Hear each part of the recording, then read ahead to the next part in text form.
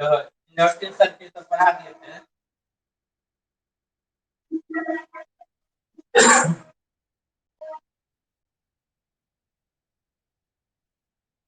इसमें ये हो सकता है power loss through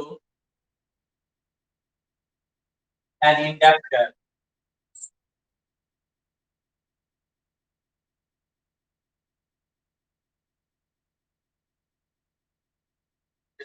power equal to I we,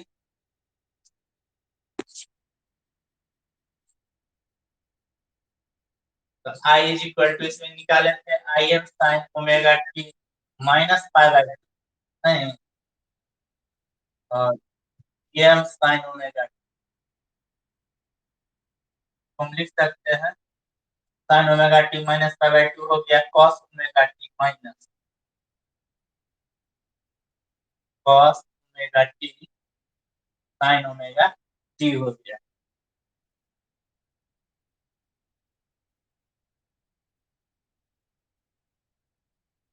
हाँ, ये हो जाएगा साइन 2 ओमेगा टी, तो एवरेज पावर हो जाएगा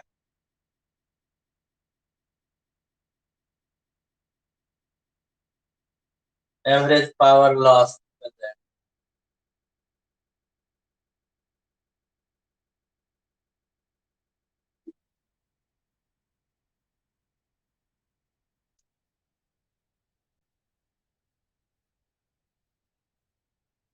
इसीलिए एवरेज पावर तो इसका, हाँ इसका जीरो ही हो जाएगा।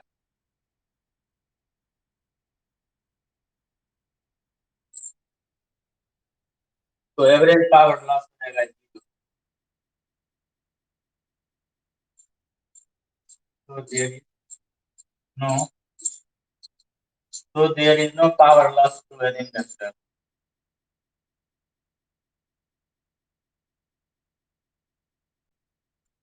हाँ, इसीलिए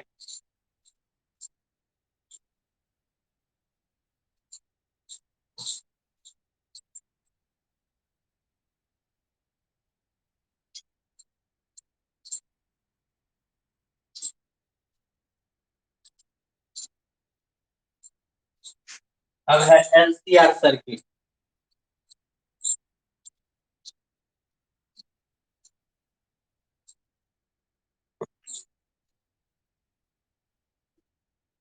एलसीआर सर्किट, एल से हो गया इंडक्टर, सी से कैपेसिटर, आर से रेसिस्टर। हाँ, ये circuit which contains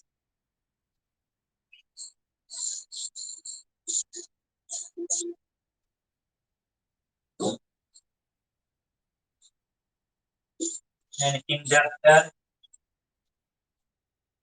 capacitor and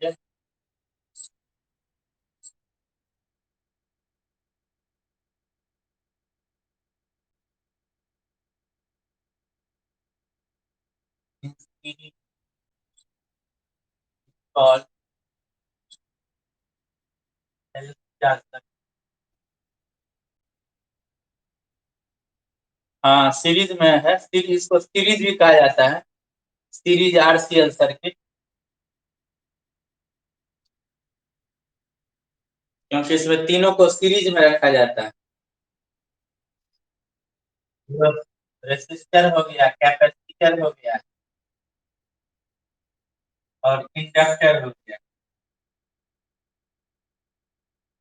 और ये हो गया एसी सोर्स जनरेटर। यही हो गया एलसीआर सर्किट। ये हो गया रेसिस्टर, कैपेसिटर और ये हो गया इंडक्टर। हो गया ये अप्लाइड वोल्टेज हो गया AC VM sine omega T. Resistor के अलावा वोल्टेज हो जाएगा वी आर, कैपेसिटर के अलावा वोल्टेज हो जाएगा वी सी और इंडक्टर के अलावा हो जाएगा वी एल। यानी टोटल सम ऑफ वोल्टेज होगा केवीएल लॉ से, केवीएल लॉ से जो होगा total voltage V R V C plus V L equal to VM sine omega T हो जाएगा, total sum of voltage Kirchhoff law से।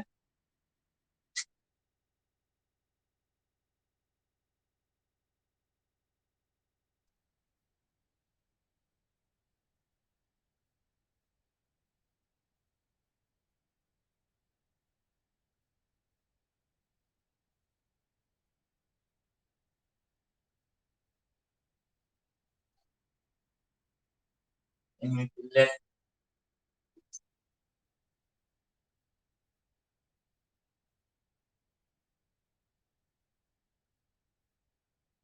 the equation of voltage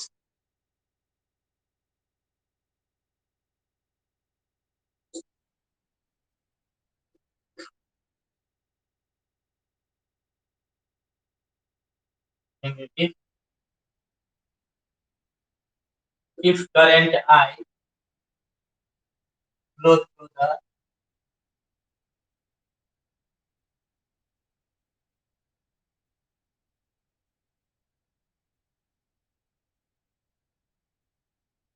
circuit from KVL law,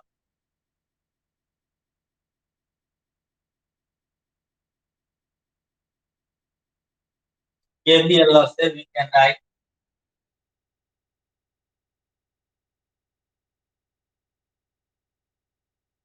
R plus VC plus VL is equal to Vm sin omega t होगा।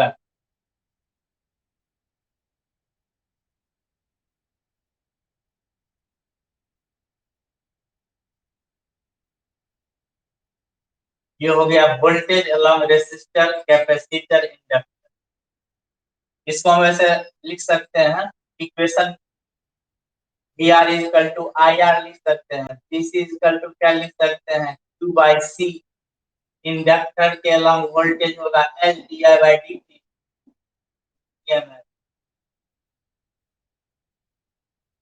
तो ऐसे भी लिख सकते हैं D I by D T plus 1 by L C Q.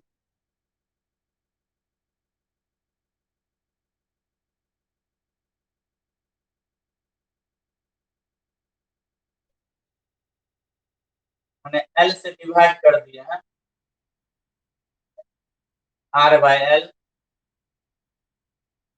I equal to M by L sine omega T.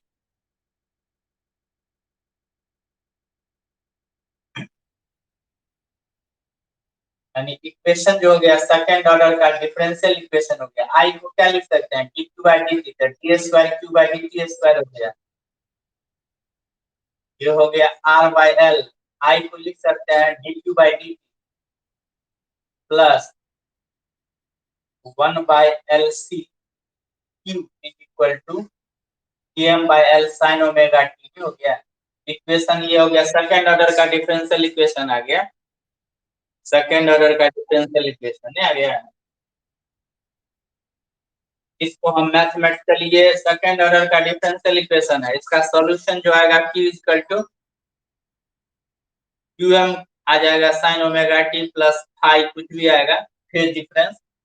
इसी तरह का आएगा सॉल्यूशन, जो कि हम देख चुके हैं कि सेकंड ऑर्डर का एसएचएम में सिंपल हार्मोनिक मोशन के इक्वेशन को जब सॉल्व करते हैं तो इक्वेशन आता है ना y is equal to a sin omega t।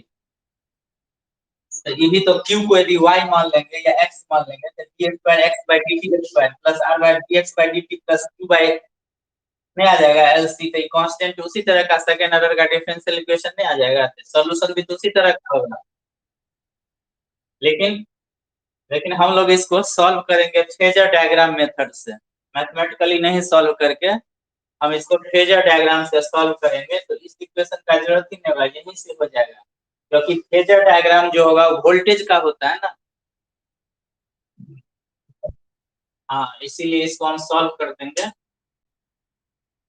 इसको हम इक्वेशन 2 मान लेते हैं।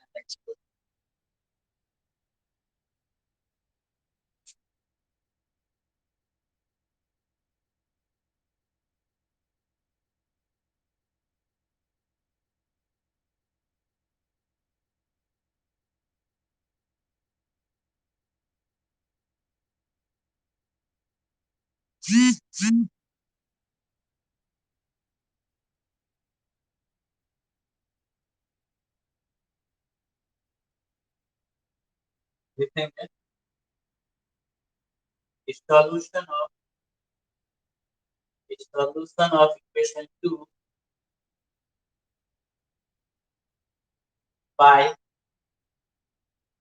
Phasor diagram method, phasor diagram method.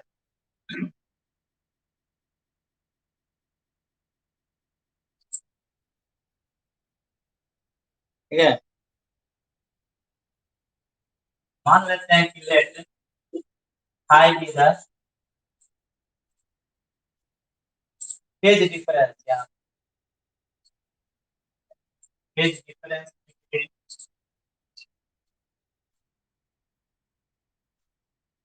Current end voltage, current and voltage के बीच का फेज डिफरेंस को हम 5 मान लिया है। तो इक्वेशन जो होगा आई M sine omega T plus 5 हो जाएगा। नहीं देखो,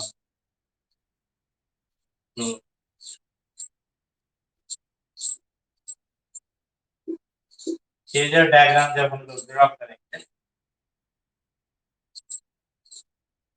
तो टाइम के साथ हम लोग लेंगे करंट और वोल्टेज वाई एक्सिस पे हो गया, इसका टाइम के साथ हम लोग प्लॉट करेंगे डायग्राम। तो हम लोग देखेंगे कि देख चुके हैं कि रेसिस्टिव सर्किट के केस में करंट और voltage both line in the same line. जिस लाइन पे वोल्टेज रहता है उसी लाइन पे करंट भी रहता है, देख चुके हैं, क्योंकि दोनों जो है सेम एंगल बनाता है ओमेगा टी। याद रखना है कि इसमें हम लोग वोल्टेज को हम वेक्टर मान के चलते हैं, क्योंकि करंट तो ऑलवेज स्केलर है, तो हम लोग वोल्टेज को यहाँ वेक्टर क्वांटिटी कॉम्प्लेक्स नंबर की तरह यूज करते हैं। तो यार देखो, तो ये वोल्टेज है, तो हम पढ़ चुके हैं कि कैपेसिटिव सर्किट का, देखो तो कैपेसिटिव सर्किट में हम पढ़ चुके हैं कि करंट पाई बाय 2 से लीड करता है। नहीं, करंट पाई बाय 2 से क्या करता है? लीड। तो करंट तो यहाँ पर है, तो करंट लीड कर गया, इसका वोल्टेज इधर होगा डीसी, तब ना करंट पाई बाय 2 से लीड किया। ये हो गया डीसी। अब देखो सब में हम लोग क्या करेंगे, ये पी आर है, वोल्टेज अलॉन्ग रेसिस्टर। रेसिस्टर के केस में दोनों एक ही लाइन पे लाई करता है। यहाँ हम वी आर एम लगा देते हैं। आर एम का मतलब क्या हुआ? Maximum voltage. क्योंकि वोल्टेज का इक्वेशन तो होता है इस तरह का ना, V M sine omega T. तो जब हम मैक्सिमम लेंगे तो साइन ओमेगा टी का मैक्सिमम वैल्यू 1 हो जाएगा, इसीलिए इसको हम लोग लिखेंगे जी आर एम, माने voltage along resistor, maximum voltage along resistor. इसी तरह से यहाँ हम लगा देंगे VCM, maximum voltage along capacitor. तो यह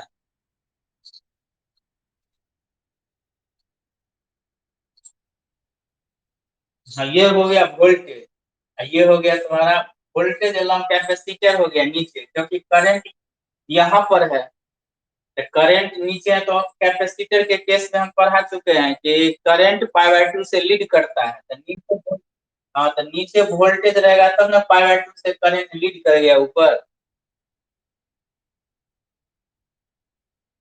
हाँ, करंट लैग करता है, इसका मतलब वोल्टेज लीड करता है।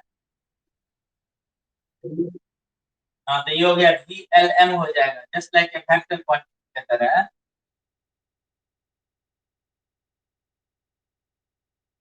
दोनों के बीच का एंगल है 180 डिग्री, और ये परपेंडिकुलर है दोनों पे, ये आ रहा है। ये हो गया, ये हो गया 3 ठो वेक्टर हो गया, 1 2 3 वेक्टर हो गया। तो अब इसको वेक्टर मेथड से हम क्या करेंगे? ऐड करेंगे। तो ये हो गया फेजर डायग्राम। अब देखो इसको हम अब कैसे ऐड करेंगे, रिजल्टेंट हम कैसे निकालेंगे? रिजल्टेंट वोल्टेज जो होगा तीनों का, उसको हम लोग निकालना है, और उसका जो रेसिस्टेंस होगा, जो कैपेसिटर, इंडक्टर और रेसिस्टर तीनों मिलके जो रेसिस्टेंस ऑफर करेगा सर्किट में, उसको हम लोग एक साथ कहते हैं इम्पीडेंस। इम्पीडेंस वर्ड यूज किया जाता है।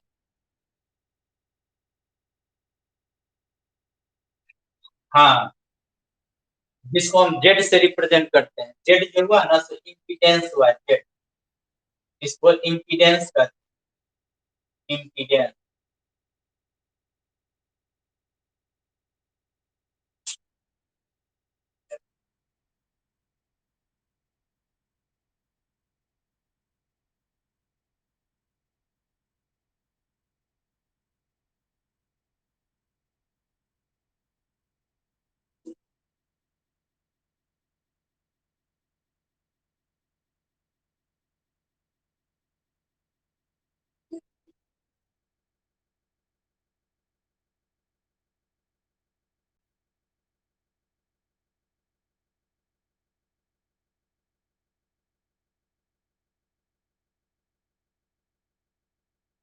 ये हो गया VRM, वोल्टेज अलॉन्ग रेसिस्टर। और ये जो था तुम्हारा PCM, इसी डायरेक्शन में हम उठा के 180 डिग्री से रोटेट कर दिए। DC GLM को 180 डिग्री से रोटेशन करा के इस डायरेक्शन में ले आए, कैपेसिटर के डायरेक्शन में। कैपेसिटर के लंग जो वोल्टेज है उसी डायरेक्शन में आ गया इंडक्टर का वोल्टेज 180। हाँ, ये वेक्टर है ना, जबकि इसका मैग्नीट्यूड जो निकालेंगे तो मैग्नीट्यूड क्या होगा, वेक्टर याद करो, मैग्नीट्यूड याद करो, root under A square plus B square करेंगे ना, A square plus B square plus 2ab cos theta, तो VCM VLM cos 180 डिग्री हो जाएगा। cos 180 कितना होता है, -1। तो यहाँ हो जाएगा VCM माइनस VLM का होल स्क्वायर, क्या आ जाएगा, VCM माइनस VLM का होल स्क्वायर। इसका जो रिजल्टेंट होगा मैग्नीट्यूड, तो VCM माइनस VLM होगा।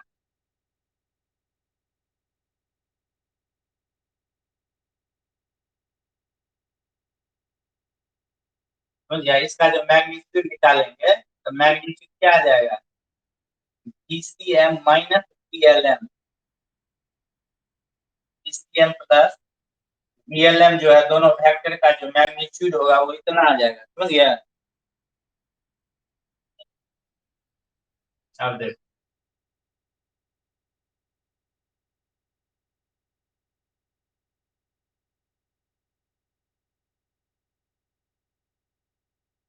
देखो तो एक अब क्या हो गया, एक वेक्टर ये हो गया, एक वेक्टर ये हो गया, दो वेक्टर का कैलकुलेट जब हमें लाके इसको पैरेललोग्राम लॉ से जोड़ेंगे ना।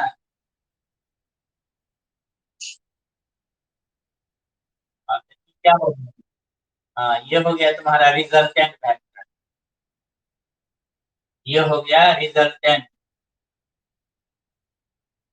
समझ गया। अब देखो यही हो गया, देखो करंट तो यही है ना, करंट जहां पर रेजिस्टेंस के केस में, जहां जिस लाइन पर वोल्टेज होता है उसी लाइन पे करंट होता है, तो करंट कितना एंगल बना रहा है, करंट को हम मान लिए। हाँ, और ये जो है वोल्टेज ओमेगा टी, यानी करंट जो टोटल एंगल बनाएगा टाइम एक्सिस के साथ ओमेगा टी प्लस फाई बनाएगा ना। क्योंकि हम पहले ही मान चुके हैं कि phase difference between current and voltage is phi, इसीलिए करंट का इक्वेशन है I M sine omega T plus phi, इसीलिए टाइम एक्सिस के साथ टोटल एंगल हो गया ना ओमेगा टी प्लस फाई। आ रहा है समझ में। हाँ देखो, अब ये तुम्हारा जो है ये परपेंडिकुलर है, देख रहा है ये परपेंडिकुलर है, इसका जो मैग्नीट्यूड है वो कितना है, तो VCM माइनस VLM है, नहीं इसके पैरेलल है ना ये। हाँ, तो मैग्नीट्यूड हो गया VCM माइनस VLM। तो अब देखो V जो होगा इसको हम VZ कर देते हैं, VZ, Z हो गया इम्पीडेंस, लेट VZ का रिजल्टेंट वोल्टेज।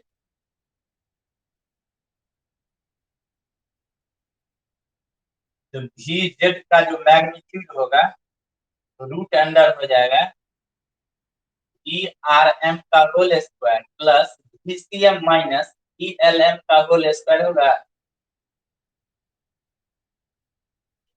क्योंकि ये है VRM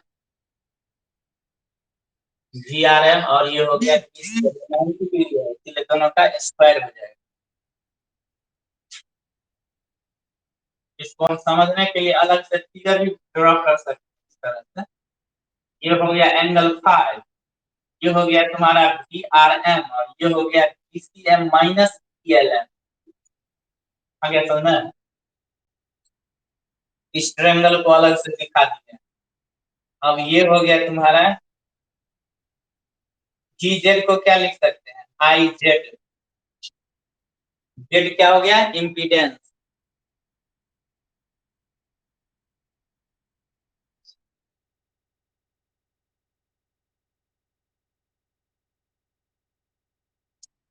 VCM माइनस VLM, क्योंकि VCM ही में वोल्टेज लीड करता है। तो यहाँ पे देखो डी आर को लिख सकते हैं आई आर का होल स्क्वायर, और पीसीएम को लिख सकते हैं आई एक्स सी माइनस आई एक्स एल का होल स्क्वायर, नहीं लिख सकते हैं। तो आई कॉमन निकाल के काट देंगे तो इम्पीडेंस कितना आ जाएगा, आर स्क्वायर प्लस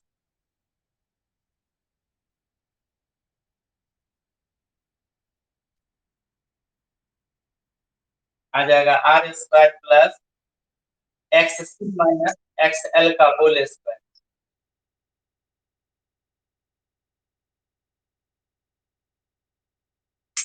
ये हो गया तुम्हारा इम्पीडेंस, मैंने एलसीआर सर्किट का इम्पीडेंस हो गया।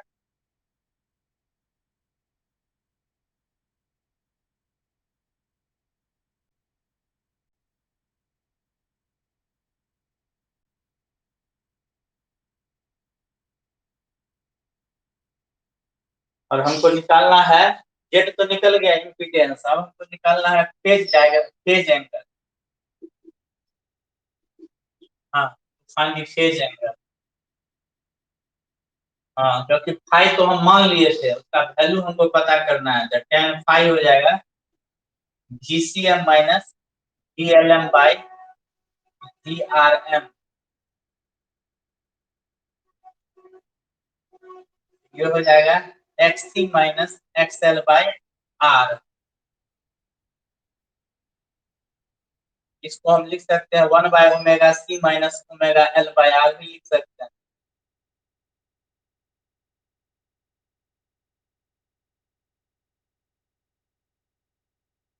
एक्ससी माइनस एक्सएल बाई आर हो जाएगा, या इसको एक्ससी को लिख देंगे 1/ओमेगा c minus omega L by are.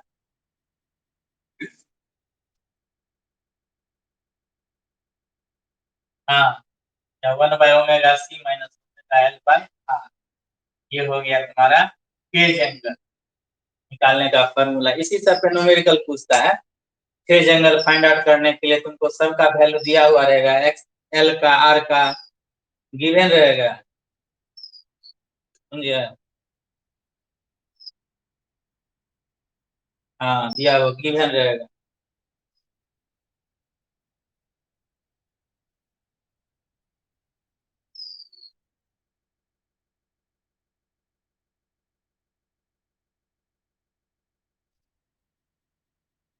समझे ना।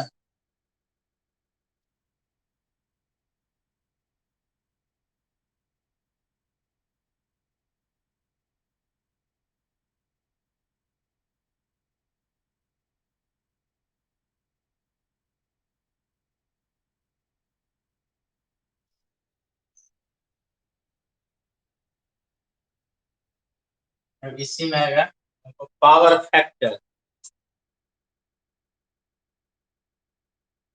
पावर फैक्टर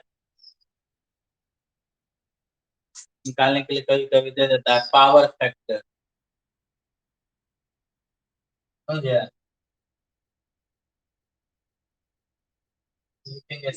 पावर इसका तो क्या होता है, आई की जगह रख देंगे I M sine omega T plus phi, और भी की जगह हो गया V M sine omega T.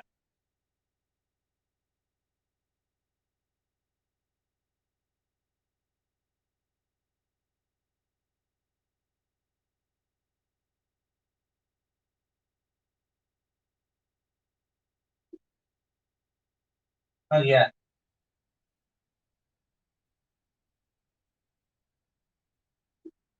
इसको P M by root two लिख देंगे, I M by root two into P M by root two. इसको लिख देंगे cos phi minus cos two omega T plus phi, cos T minus cos T कर देंगे।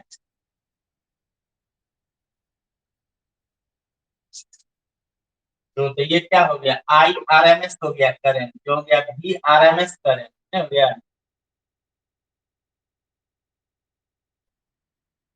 और ये हो गया तुम्हारा cos फाइव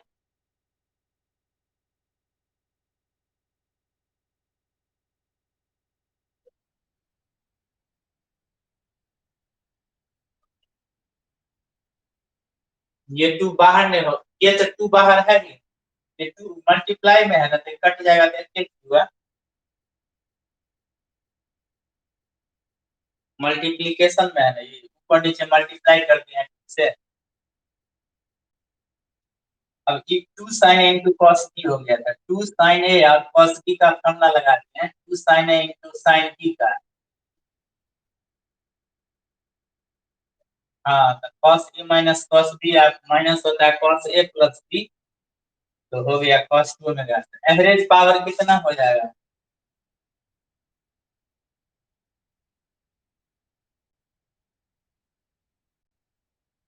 हाँ, ये 0 हो जाएगा, ये बच जाएगा क्योंकि ये कांस्टेंट है। हाँ, लिख देते हैं since cos 2 omega T plus I का जो एवरेज वैल्यू होगा 0 होगा। नहीं, ठीक है, since cos 2 omega T plus I का एवरेज वैल्यू 0 होगा, सो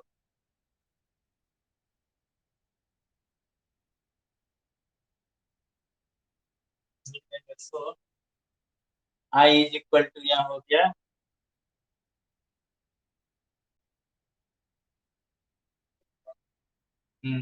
तो एवरेज पावर हो गया I R M G R M S cos आई।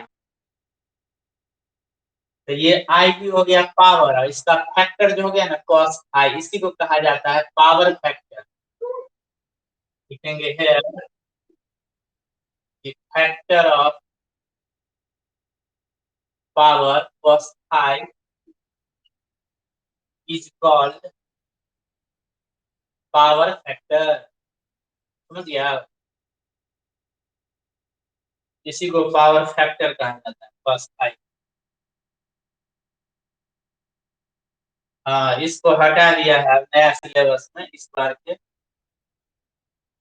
तुम लोगों को लेकिन पूछेगा, तुम लोगों में थोड़ा ही शॉर्ट करेगा या कर दे उसी वही सेम सिलेबस रहने देगा, हो सकता है।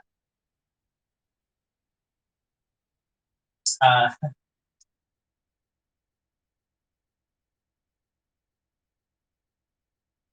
हमको तो लगता है वही रह जाएगा सिलेबस।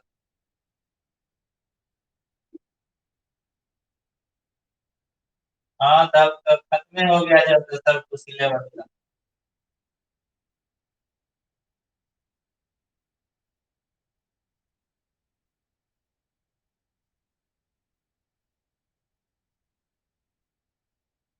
तो मेडिकल में तुमको जाना है तो मेडिकल तो इतना आसान है कि तुमको तो आराम से हो जाएगा, कहीं जाने का जरूरत नहीं पड़ेगी।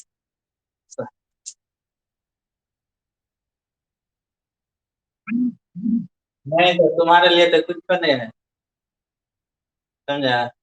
मेडिकल तो तुमको एक ही बार में निकल जाएगा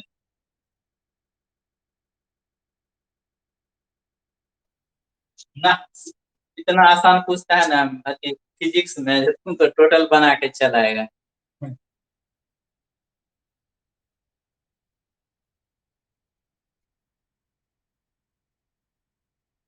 कुछ को नहीं पूछता है, तो एकदम डायरेक्ट पूछता है, डायरेक्ट क्वेश्चन रहता है।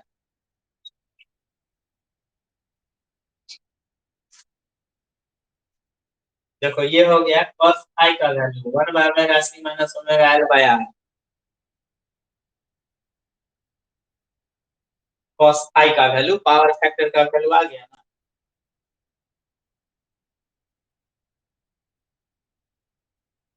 या इसमें cos पावर फैक्टर में कितने होगा?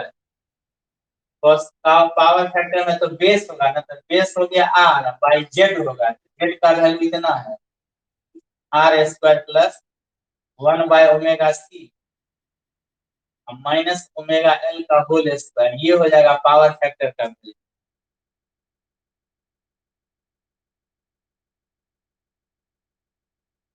क्योंकि आर बाई जेड होगा ना बेस, साइन होता तब ना, तो cos फाइव।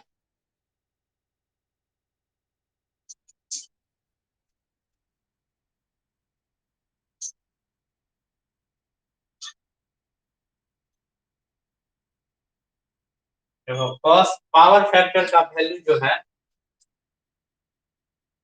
1 कब होगा?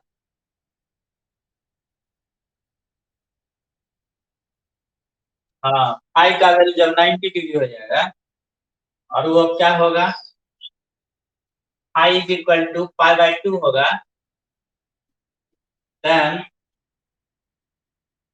ये जो 1/ω c है ना, वो ओमेगा एल के इक्वल हो जाएगा, क्योंकि ये 0 हो जाएगा।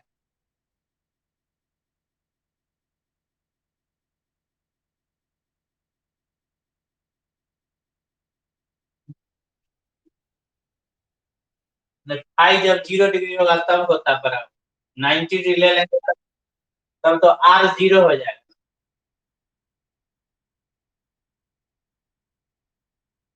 कि 90 हो गया तो आर का वैल्यू 0 हो जाएगा।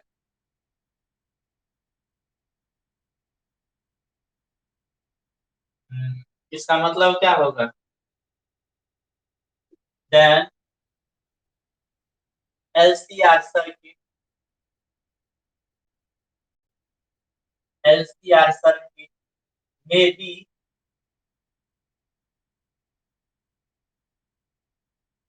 इंडक्टिव और कैपेसिटिव।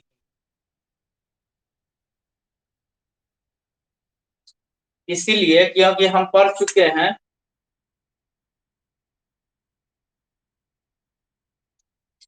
रेसिस्टेंस तो बचा ही नहीं है, तो हम पढ़ चुके हैं कि π/2 फेज डिफरेंस जो है 90 डिग्री π/2 दो ही केस में होता है, एक कैपेसिटिव सर्किट में और इंडक्टिव सर्किट में फेज डिफरेंस π/2 होता है नहीं। इसीलिए सर्किट या तो एलसीआर सर्किट को हम या तो इंडक्टिव कर सकते हैं या कैपेसिटिव कर सकते हैं, दोनों में से कोई भी हो सकता है, क्योंकि दोनों केस में फेज होता है π/2 है।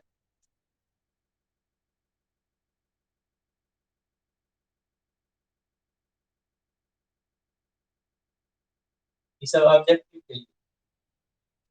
अब देखो, यदि 0 डिग्री होगा फेज डिफरेंस, हाँ, देन cos फाई का वैल्यू जो होगा और 0 1 हो जाएगा, यानी आर बाई के अंदर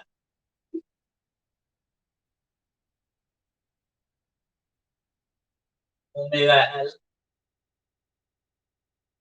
का वैल्यू 1 होगा।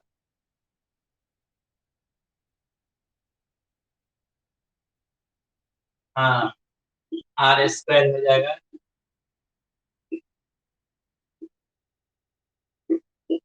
कैंसिल हो जाएगा, तो 1/ω c हो जाएगा ओमेगा एल के इक्वल, यानी कैपेसिटिव इंडक्टेंस और inductive inductance both are equal हो जाएगा।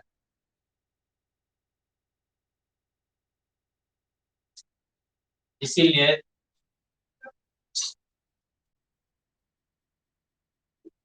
लिखेंगे एलसीआर सर्किट इज कॉल्ड, इस सिचुएशन में एलसीआर सर्किट को क्या कहा जाएगा? Resistive circuit. हाँ हाँ,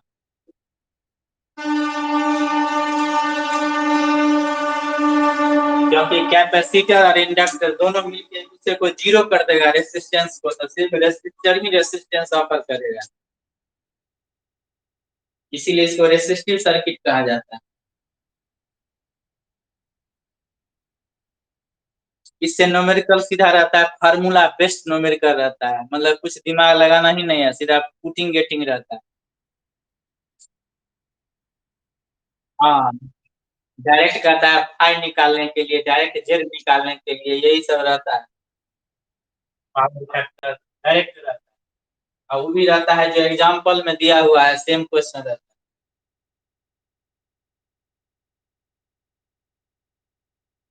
हाँ,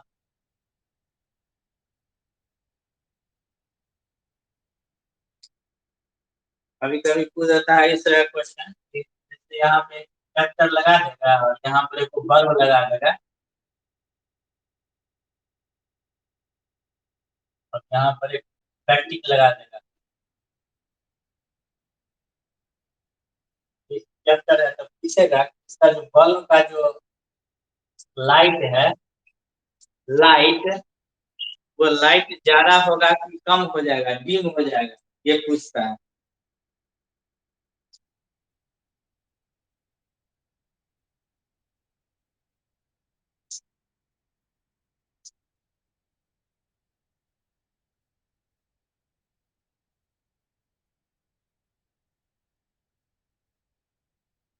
क्या कहा?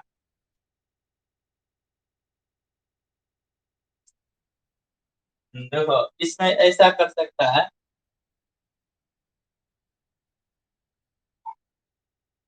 हाँ, जैसे अब इसके अंदर में देखेगा कि एक आयरन रॉड डाल दिया गया है, इंडक्टर के लंब रॉड डाल दिया गया है,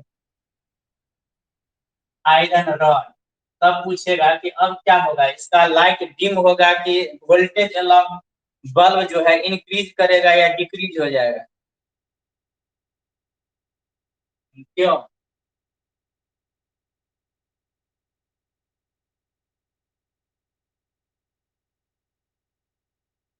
हाँ, तुम ठीक सोच रहा है कि जब इसके अंदर डाल देंगे, ठीक है, तुम आयरन डाल देंगे तो इसको मैग्नेटाइज कर देगा, आयरन को। तो मैग्नेटिक फील्ड इसके अंदर से पास करने लगेगा तो मैग्नेटाइज हो जाएगा, तो इंडक्टेंस का वैल्यू बढ़ जाएगा ना, एल का वैल्यू, क्योंकि एल इक्वल टू पढ़ाए हुए हैं म्यू आर म्यू नॉट, नहीं होता है आई एल, यही ना होता है वैल्यू। हाँ, तो यहाँ पर देखो क्या होगा कि म्यू आर जो है इंडक्टेंस का वैल्यू बढ़ा देगा ना, एल का वैल्यू बढ़ जाएगा ना आयरन डालने पर। हाँ, तो एनर्जी होता है हाफ एल आई स्क्वायर होता है, तो एल का वैल्यू बढ़ जाएगा इसके अंदर आयरन डालने पे, ये जहाँ से मैक्सिमम एनर्जी स्टोर कर लेगा, इंडक्टेंस बढ़ जाएगा तो मैग्नेटिक एनर्जी स्टोर कर लेगा, तो इधर जाने ही नहीं देगा ज्यादा मैक्सिमम एनर्जी वोल्टेज, इसीलिए डिक्रीज हो जाएगा, लाइट डिक्रीज हो जाएगा, तो क्या यही लिखना पड़ेगा तब।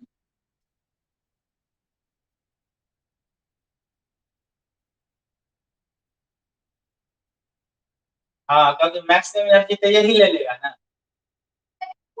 इसीलिए।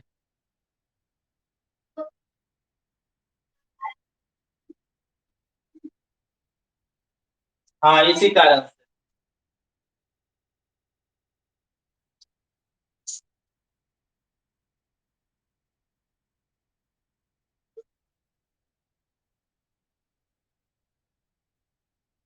अब इसमें एक है रिजोनेंस।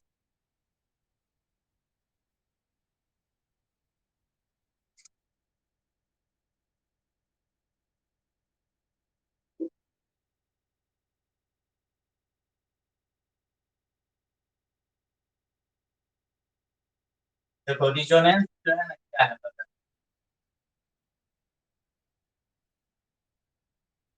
इधर है फ्रीक्वेंसी, इधर है करंट और वोल्टेज, ठीक है। तो हम देख चुके हैं कि एलसीआर सर्किट, एलसीआर सर्किट में करंट का वैल्यू मैक्सिमम कब होगा? तो मैक्सिमम करंट तब होगा क्योंकि हम पढ़ क्या, हाँ, पढ़ा चुके हैं कि जब इंडक्टिव एक्सी और एक्सएल का वैल्यू जब इक्वल हो जाएगा, मतलब कैपेसिटिव इंडक्टेंस और इंडक्टिव रिएक्टेंस, कैपेसिटिव रिएक्टेंस और इंडक्टिव रिएक्टेंस दोनों रिएक्टेंस का वैल्यू जब इक्वल हो जाएगा, वहां पर सिर्फ रेसिस्टर रेसिस्टर ही रेसिस्टेंस ऑफर करेगा, तो उस सिचुएशन में जो ग्राफ होगा ना तुम्हारा, इस तरह का हो जाएगा। यानी यहाँ पर जो वैल्यू होगा, यहाँ पे अम्पलीट्यूड जो होगा करंट का मैक्सिमम होगा कहाँ पे, तो जहाँ पे एक्स और एक्सएल इक्वल हो जाएगा, यानी 1/ओमेगा सी ओमेगा एल इक्वल हो जाएगा, वहां पे ये करंट का वैल्यू होगा, अम्पलीट्यूड मैक्सिमम होगा, यानी यहाँ पे शार्पनेस ज्यादा होगा, ग्राफ में शार्पनेस, ऐसा में।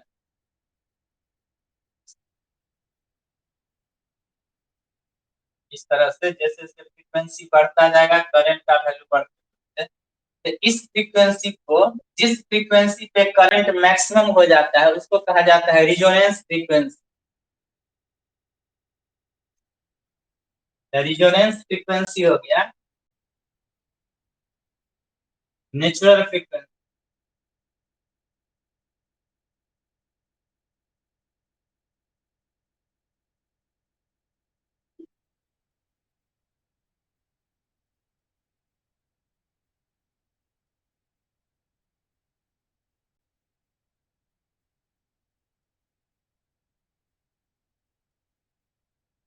F3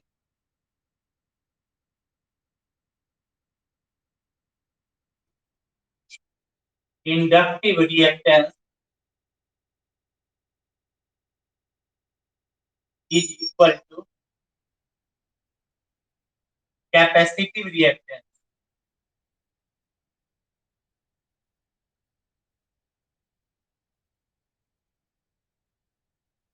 is called resonance frequency. तो yeah,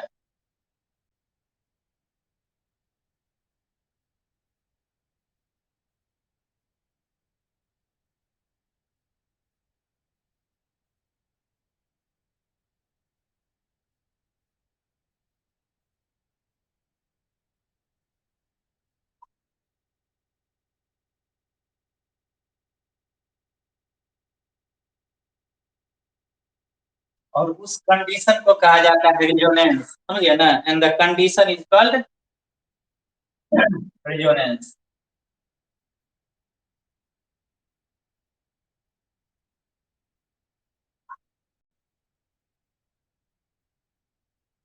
मान लेते हैं कि ओमेगा नॉट मीटर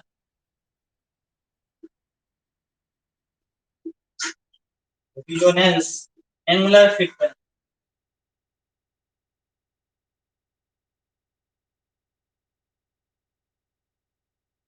है 1 by omega c is equal to 1 by omega not. तो ओमेगा नॉट का स्क्वायर क्या हो जाएगा 1 by एल सी, तो ओमेगा नॉट क्या हो जाएगा 1 by रूट एल सी हो जाएगा। और ओमेगा इक्वल टू क्या होता है, ये हो गया रेजोनेंस एंगुलर फ्रीक्वेंसी। और रेजोनेंस फ्रीक्वेंसी जब कहेगा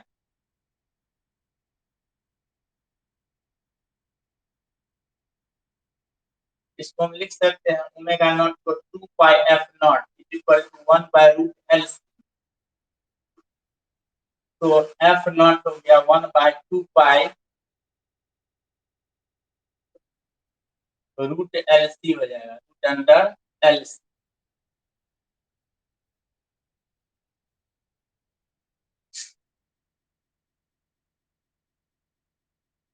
समझ गया ना।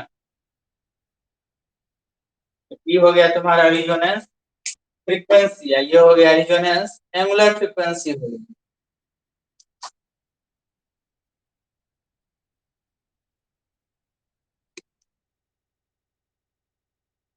अब है इसमें पूछ देता है शार्पनेस इन रेजोनेंस, समझ गया।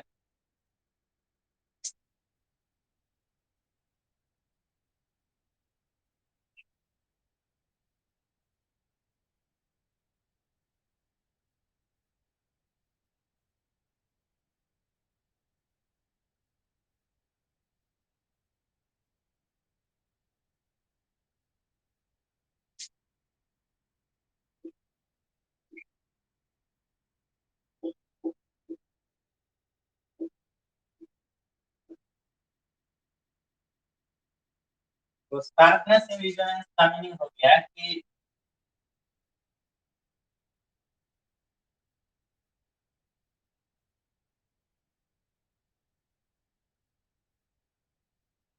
यदि हम फ्रीक्वेंसी और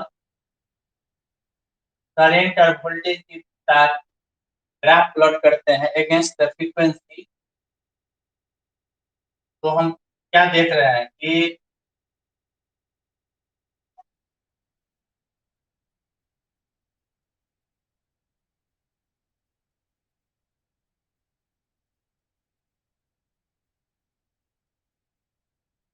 रेजोनेंस फ्रीक्वेंसी पे एम्पलीट्यूड जो होता है करंट का वैल्यू या वोल्टेज का वैल्यू मैक्सिमम होता है, ये ना पढ़ा। यदि हम इसको छोड़ के इस फ्रीक्वेंसी को छोड़ के यदि हम कोई अदर फ्रीक्वेंसी लेते हैं, अदर फ्रीक्वेंसी, तो उस सिचुएशन में क्या होगा,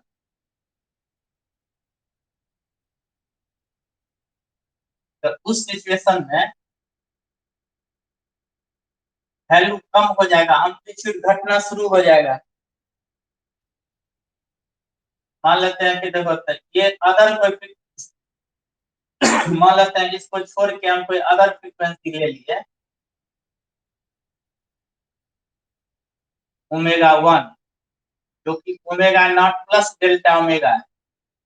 और उससे पहले यदि कोई फ्रीक्वेंसी ले लिए हैं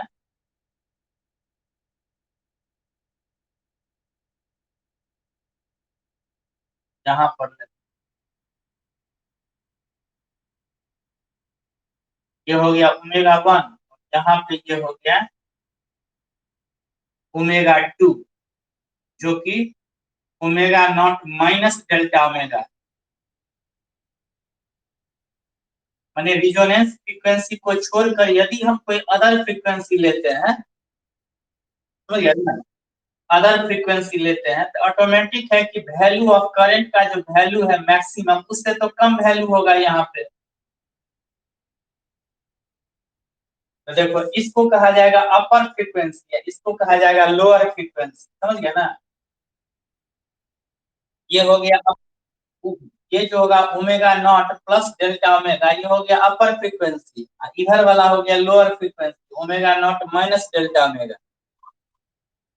माने जितना हम जाते हैं राइट साइड उतना ही आते हैं लेफ्ट साइड, और ये दोनों के बीच का जो फ्रीक्वेंसी डिफरेंस है इसको कहा जाता है बैंड विड्थ। फ्रीक्वेंसी डिफरेंस हो गया अपर फ्रीक्वेंसी माइनस लोअर फ्रीक्वेंसी, इसको हम लोग कहते हैं बैंड विड्थ। यानी यहाँ पे जो बैंड विड्थ होगा वो होगा ओमेगा 1 माइनस ओमेगा 2, जिसको घटाएंगे तो 2 डेल्टा ओमेगा हो जाएगा बैंड विड्थ होगा। क्योंकि omega naught plus delta omega में से माइनस कर देंगे तो ओमेगा नॉट कैंसिल हो जाएगा तो 2 डेल्टा ओमेगा आ जाएगा बैंड विड्थ। अब देखो ये जो बैंड विड्थ है, देखो ये बैंड विड्थ जितना कम होगा यहाँ पे शार्पनेस जो होगा उतना ज्यादा होगा, और ये जितना फैलेगा इसे ये जितना फैलेगा ये इतना छोटा होता जाएगा, अम्पलीट्यूड घटता जाएगा, शार्पनेस उतना कम होगा। तो ये जो रेशियो है देख रहा है ना, ये जो रेशियो है रिजोनेंस फ्रीक्वेंसी और ये जो बैंडविड्थ है इस दोनों की रेशियो को कहा जाता है क्वालिटी फैक्टर या sharpness. Quality factor,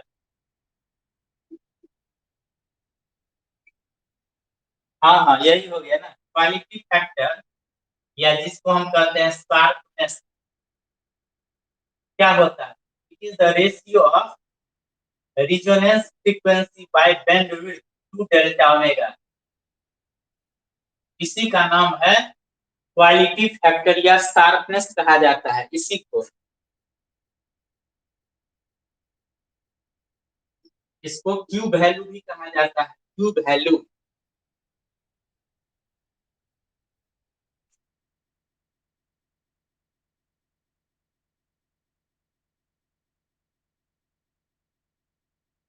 quality factor है,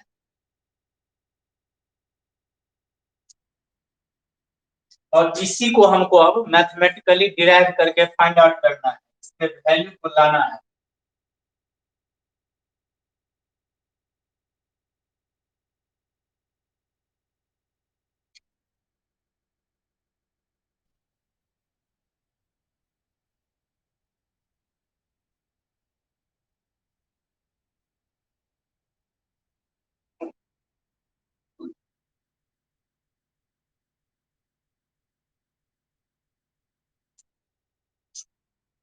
लिखेंगे इफ के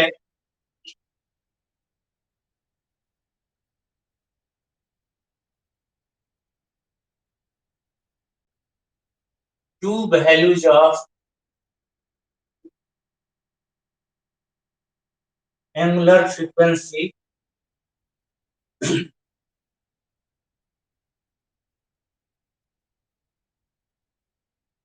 other than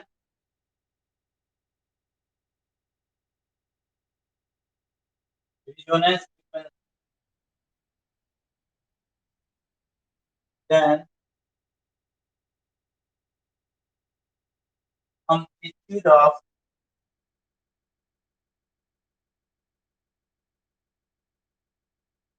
current will be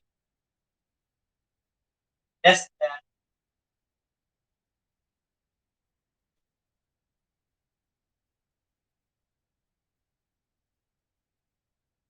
at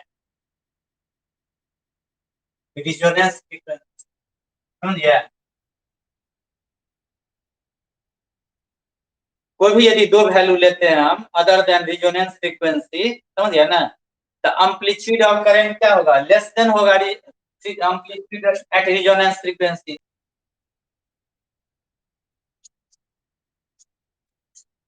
वो वैल्यू ले लेते हैं, एक ले लेते हैं omega 1 is equal to omega naught plus delta omega, वो एक वैल्यू लेते हैं omega naught minus delta omega. मान लिए कि वह दो वैल्यू कौन कौन है, तो एक है omega naught plus delta omega, एक है omega 2 is equal to omega naught minus delta omega.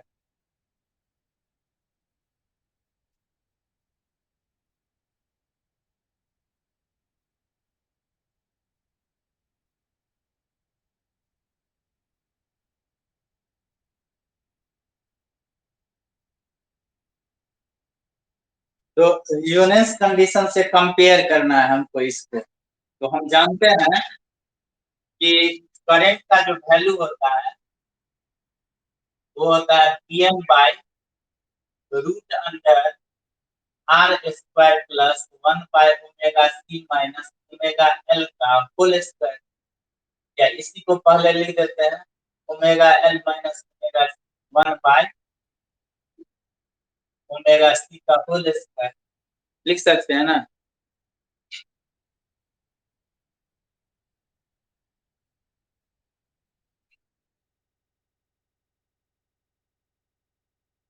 ये तुम्हारा वीएम है, ये आईएम हो गया मैक्सिमम करंट, ये मैक्सिमम वोल्टेज हो गया, समझिए। और हम जानते हैं कि रिजोनेंस, ये जो होगा रिजोनेंस कंडीशन एट रिजोनेंस,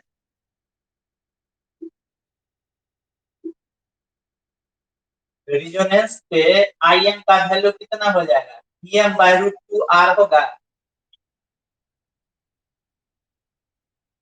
नहीं, रिजोनेंस कंडीशन में आईएम का वैल्यू कितना हो जाएगा, PM by root 2 R, V R M S, V R M S by root 2 R. V R M S क्या है, इक्विवेलेंट डीसी है ना,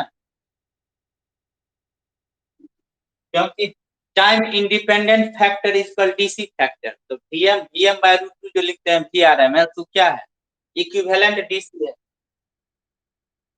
एसी नहीं ना है, क्योंकि आरएमएस तो कहलाता है इक्विवेलेंट डीसी, क्योंकि एसी तभी होता है जब उसके साथ साइन या कॉस ओमेगा टी रहता है। रिजोनेंस कंडीशन में ये तो जीरो हो जाता है, सिर्फ यही रहता है, पीएम बाय पीआरएमएस हो जाएगा तो रूट 2 आर लिखेंगे, समझिए। तो इसको हमको इस रिजोनेंस कंडीशन में जो करंट का वैल्यू होगा उसको हमको क्या करना है, कंपेयर कर देना। हाँ, कंपेयर कर देना है आर स्क्वायर ओमेगा 1, हाँ 1/ओमेगा सी के होल स्क्वायर से इसको कंपेयर कर देना। ये कट गया, अब दोनों तरफ स्क्वायर कर देंगे, तो आर स्क्वायर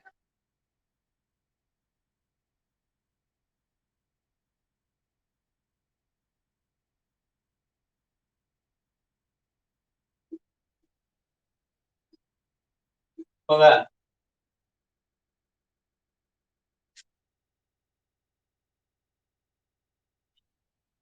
हाँ, इसको इक्वेट कर देंगे, ओमेगा 1 एल माइनस 1/ओमेगा 1 सी,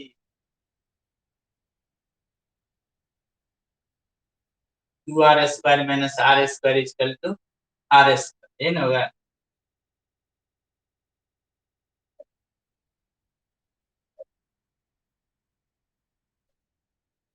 हाँ, ओमेगा 1 एल माइनस 1/ओमेगा 1 इक्वल टू आर हो जाएगा।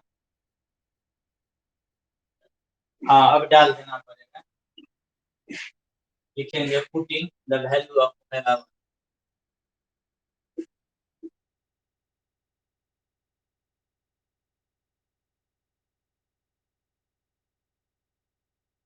ना एक एक से आ जाएगा, हमको तो निकालना है डेल्टा ओमेगा का वैल्यू ना, तो क्वालिटी फैक्टर आ जाएगा बैंडविड्थ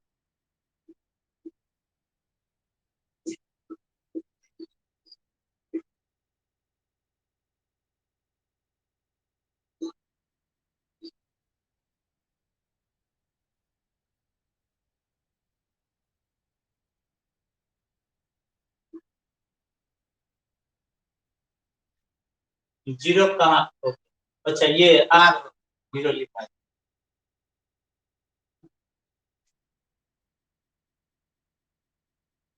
ये एल है, एल मेगा नॉट एल होगा, एल।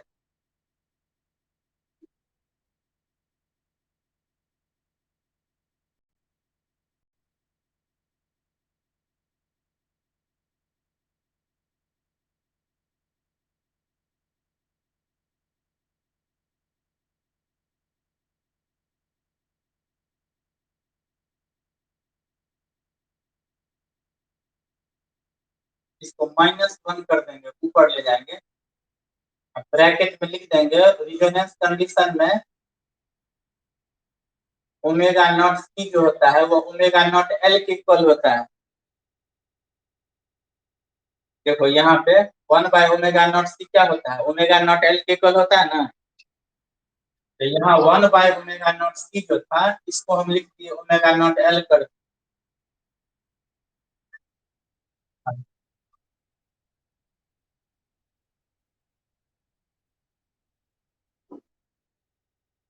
ये हो जाएगा 1, इसको हम बायनोमियल थ्योरम से एक्सपेंड कर देंगे तो 1 माइनस हो जाएगा तो यहाँ प्लस हो जाएगा, तो ओमेगा बाय ओमेगा नॉट आएगा।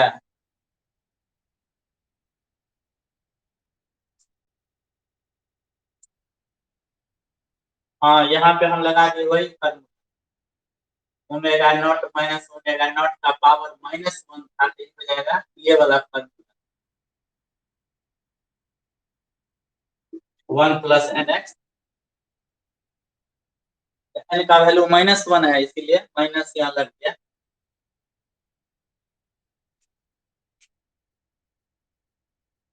समझिए ना, माइनस वाला आ गया फॉर्मूला।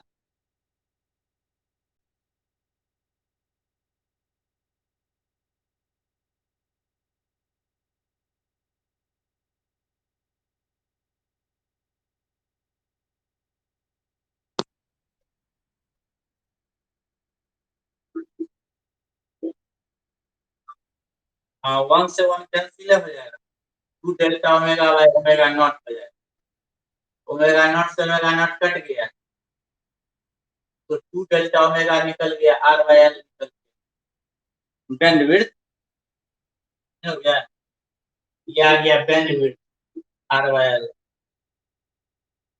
तो क्वालिटी फैक्टर आ जाएगा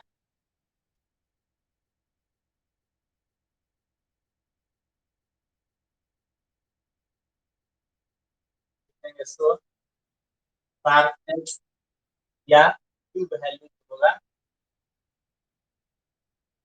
equal to omega naught bye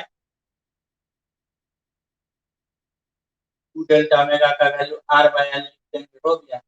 नहीं, इसी को हम लोग क्वालिटी फैक्टर करते हैं, omega naught L by R नहीं हो गया।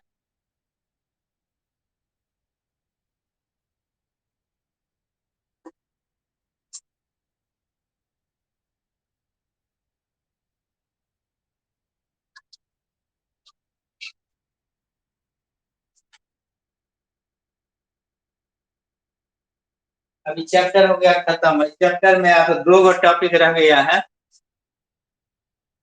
एगो 10 मिनट का है, क्या कहते हैं एसी जनरेटर पढ़ना है, 10-15 मिनट का है, वो बहुत आसान है। हाँ ठीक है, ट्रांसफार्मर पढ़ना है, ट्रांसफार्मर एक पढ़ना है 10-15 मिनट का है, वो एलसी सर्किट 2 ठो बच गया, टॉपिक खत्म हो गया चैप्टर में और कुछ नहीं है।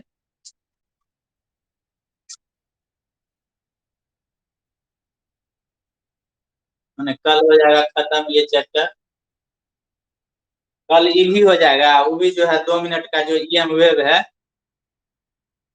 वो भी खत्म कर देंगे, मतलब कल ही फर्स्ट चैप्टर पूरा फर्स्ट वॉल्यूम खत्म हो जाएगा।